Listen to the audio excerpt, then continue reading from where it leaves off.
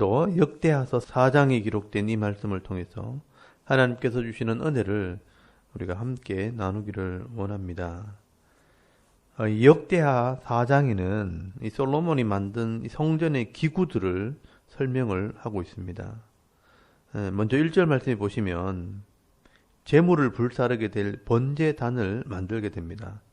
이 솔로몬이 또 노수로 제단을 만들었으니 길이가 20규빗이요 너비가 20규빗이요 높이가 10규빗이며 라고 말씀을 합니다. 여러분, 여기 노수로 번제단을 만든 것은 죄에 대한 심판을 상징하게 됩니다. 이 번제단에는 백성들의 죄를 대신해서 죽을 짐승을 태우는 곳입니다. 그래서 불로 태운다는 것은 죄를 소멸한다, 또 죄를 없애버린다라는 의미가 있는 것입니다. 그래서 이 번제단은 금으로 만들지 않고 노수로 만들게 되는 것입니다. 그 크기가 가로 세로가 20규빗, 약 10m쯤 되고요. 또 높이가 10규빗이면 5m나 되는 큰 제단입니다.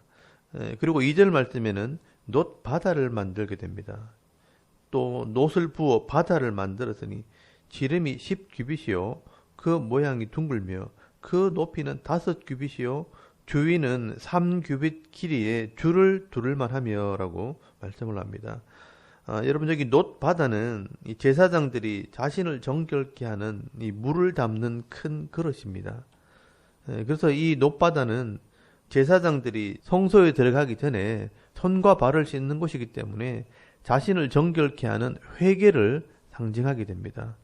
그리고 이 놋 바다는 굉장히 크게 만든 것입니다. 지름이 10규빗, 약 5m가 되고요. 높이는 5규빗, 2m 50 정도 되는 큰 대야를 만들게 됩니다. 그리고 여러분 6절 말씀에 물두멍이 나오는데요. 이 물두멍은 작은 대야입니다. 이 물두멍을 열왕기상 7장 말씀해 보시면 10개를 만들었다고 되어 있고, 이 물두멍은 하나님께 드릴 이 제물을 씻는데 사용을 했습니다. 그리고 7절 말씀해 보시면 금등잔대 10개를 만들게 됩니다. 여러분, 이 금등잔대는 성소 오른쪽에 놓여지는데 이 성소를 밝힘으로 하나님의 일을 하게 되는 이 빛의 역할을 하는 것입니다.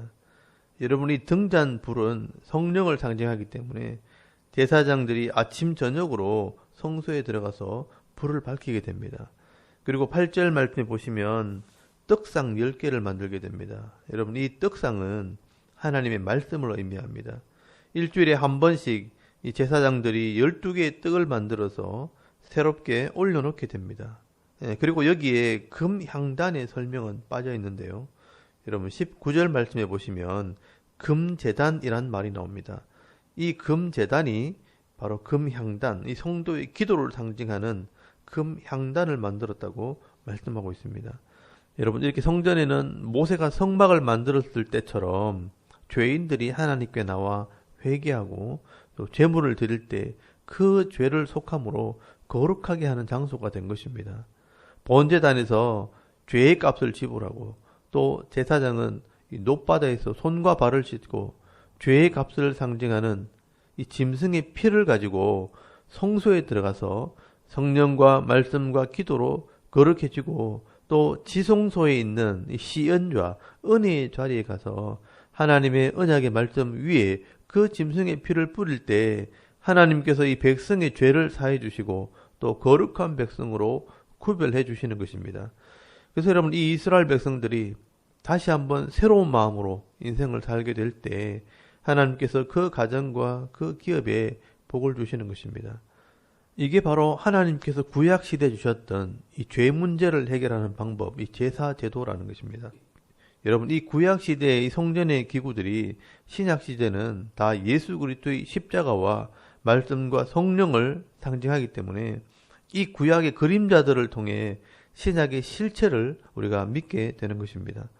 그러므로 이 솔로몬은 하나님의 감동으로 성전을 건축하고 그 성전을 통해서 하나님을 인격적으로 만나는 은혜를 누리게 되었다면, 오늘 저와 여러분은 이 예수 그리스도의 십자가를 믿고 교회 공동체 속에서 하나님을 예배할 때 하나님을 인격적으로 만나고 또 영육 간에 복을 받는 성도가 되어지는 것입니다.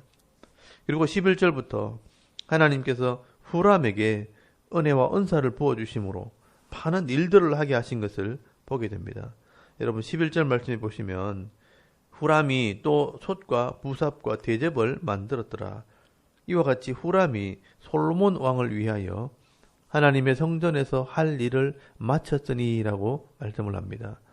여러분 이 후람은 놋 공장, 놋을 다루는 기술자로 하나님께서 주시는 은사를 따라 기술자가 된 사람입니다. 하나님께서 주시는 은혜대로 하나님의 성전에 쓰이는 이 모든 기구들을 만드는 수고를 한 것입니다. 여러분 세상에는요 이렇게 다양한 은사가 있고 다양한 재능과 기술이 있습니다.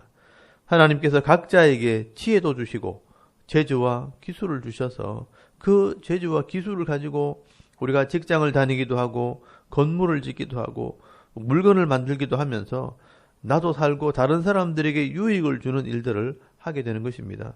근데 여러분 똑같은 지혜와 재주와 기술이지만 이 지혜를 악한 일에 사용하게 되면 결국은 나도 죽고 다른 사람도 죽이는 일들을 하게 되는 겁니다. 여러분 자기 혼자 살자고 해로운 음식과 약을 만드는 사람도 있고 또 남들을 속여서 그것을 도둑질하는 사람도 있고요.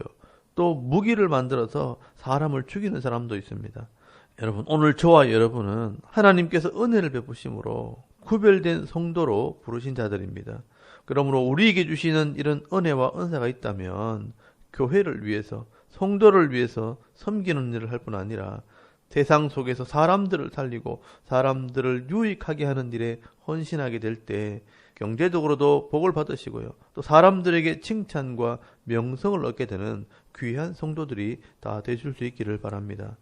여러분 솔로몬 시대 이 후람도 하나님께서 주신 이런 지혜와 재주로 하나님께 쓰임받게 될 때에 오고 가는 세대 사람들이 그의 이름을 기억하고 그 이름을 부르는 복을 받게 된 것입니다.